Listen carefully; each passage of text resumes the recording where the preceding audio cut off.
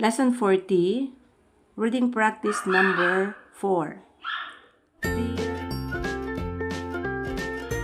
Dear Miss Poland, have you always wished to acquire the ability to speak a foreign language but felt you didn't have the aptitude to do so?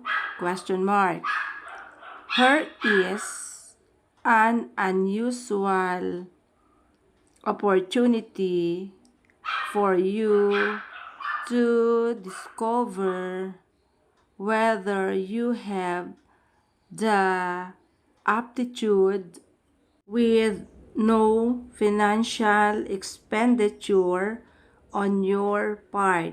Paragraph. Come to the Empire Language Institute of Banks Street, where we will give you without charge, your first lesson in the language of your choice, period.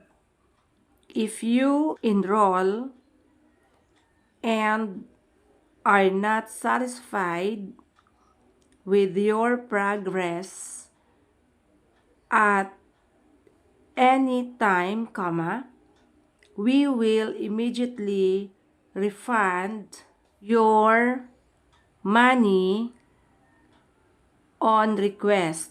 Paragraph.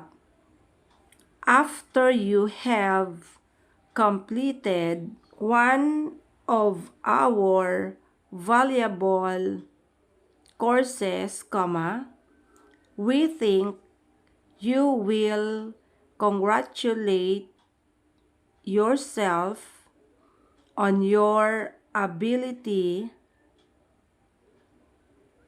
to speak a second language easily and fluently, period. Sincerely yours, P.S. period. A complete listing of all our courses is enclosed in the enclosed circular, period. Reading practice number 5. Dear Miss Gates, would you like to learn a second language, taught with the most modern and successful methods, at the Imperial Language Institute, you will study with Dr. Carlos Lopez, Dean of our faculty, and his staff. Paragraph. As you have probably read in the newspapers, Dr. Lopez has developed psychologically sound methods for language teaching and has contributed several articles of major importance to educational publications on the subject, period. After only 2 or 3 hours work, you should be able to carry on an elementary conversation in a second language without any difficulty. Paragraph. We hope you will come in soon, Miss Gates, and let us give you your first lesson free of charge, period. You will be glad you did, period. Sincerely yours, Reading practice number 6. Dear Mr. Dwyer, as a well-deserved tribute to the inspiration and leadership of Henry Trenton,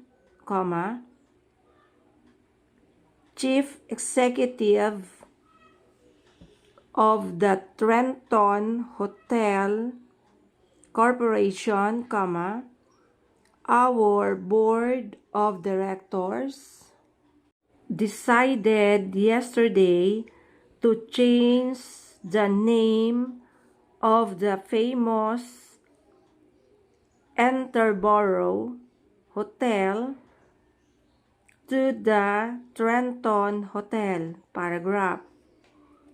In addition to be one of the world's largest hotels, the Trenton has won itself an enviable reputation throughout the world as a friendly and most efficient public institution, period. The Trenton contains more than 3,000 rooms and require the services of over 2,000 people, period. All of them are anxious to make your stay as pleasant as possible, paragraph. We hope, Mr. Dwyer, that you will stay with us frequently, period. Sincerely yours. Reading practice number 7. Dear Dr. Knox, I was particularly sorry to learn in this morning's newspaper that you intend to submit your resignation as president of the Enterborough Psychological Institute shortly after the first of the year, period. I wish I could persuade you to change your mind, period. I understand, though, that your decision to leave the institute is final, paragraph. As everyone will acknowledge, you have introduced many extraordinary, useful, and important ideas to the Enterborough Psychological Institute and have guided it throughout its difficult formative years, period. Your influence will be felt for a long time, period. The citizens of our township owe you a public debt of gratitude, paragraph. Even though you will retire, I know that you will never hesitate to give the Institute the advantage of your experience, your ideas, and your opinions in the future. Period. Sincerely yours. Reading practice number 8.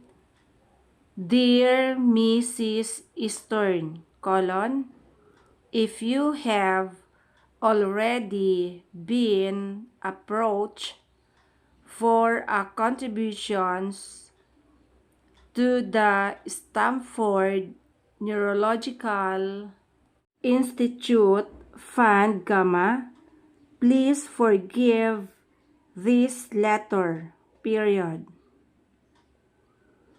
Sometimes because of the shortage of general clerical help and the increase in the quantity of paperwork in our correspondence department, contributions are not entered on the books as promptly as they might be, paragraph.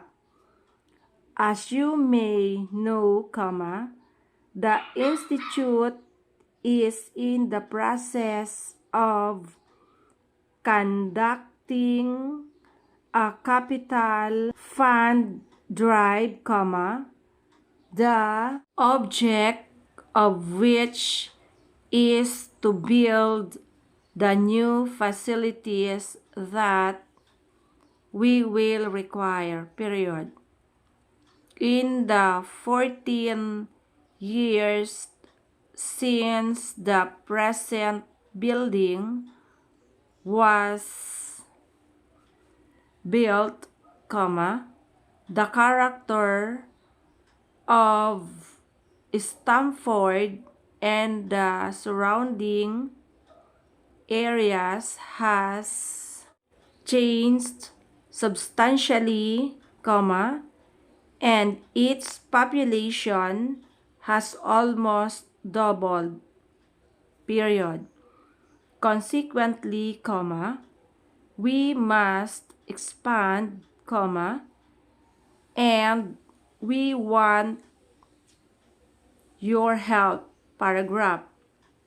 Any contribution, Mrs. Eastern, will be accepted with gratitude, period.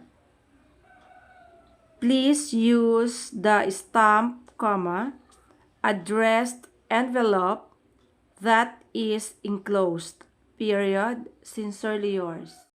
Reading practice number 9. Gentlemen, I wish I could write you that I am enclosing a check as the World Advertising Company's contribution to the annual fund drive of the Wilson Institute of Technology, period. But because our organization frequently receives requests from almost every state in the Union in which we contribute to responsible charities and other worthy causes, our Board of Governors now requires us to maintain a budgetary limit on the contributions we can make, period. Unfortunately, our funds for the present year were exhausted several months ago, paragraph. We recognized the fact that Wilson Institute cost is an exceedingly good one, but we regret that it will be impossible for us to contribute to it, period. Sincerely yours,